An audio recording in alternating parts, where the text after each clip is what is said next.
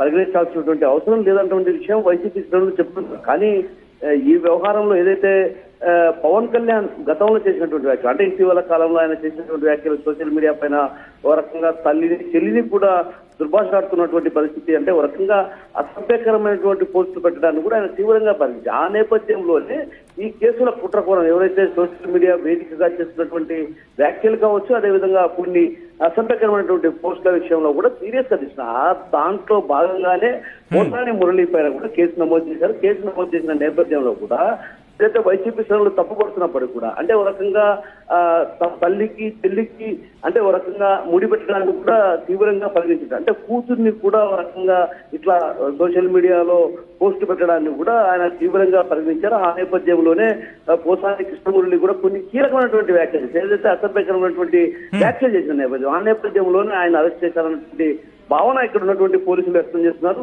అర్ధరాత్రి అరెస్ట్ చేయడానికి ప్రధాన కారణం ఏంటంటే ఆయన ఏదైతే వ్యాఖ్యలు చేశారో ఆ వ్యాఖ్యలను సీరియస్ గా తీసుకోవడం లేదన్నటువంటి భావన అటు టీడీపీ శ్రేణుల నుంచి ప్రధానంగా వినిపిస్తున్న పరిస్థితి. ఆ నేపథ్యంలోనే అటు ఆయన్ను ఇప్పుడు అరెస్ట్ చేశారో, అయితే వైసీపీ శ్రేణులు మాత్రం సోషల్ మీడియాలో వేదికగా చేసుకుని ఏదైతే వ్యాఖ్యలు కావచ్చు, అదేవిధంగా అసభ్యకర పోస్టులు చేసిన వారిని అరెస్ట్ చేయడం పైన కూడా వారు తీవ్రంగా విరుచుకుపడుతున్నటువంటి పరిస్థితి ప్రధానంగా కనిపిస్తుంది.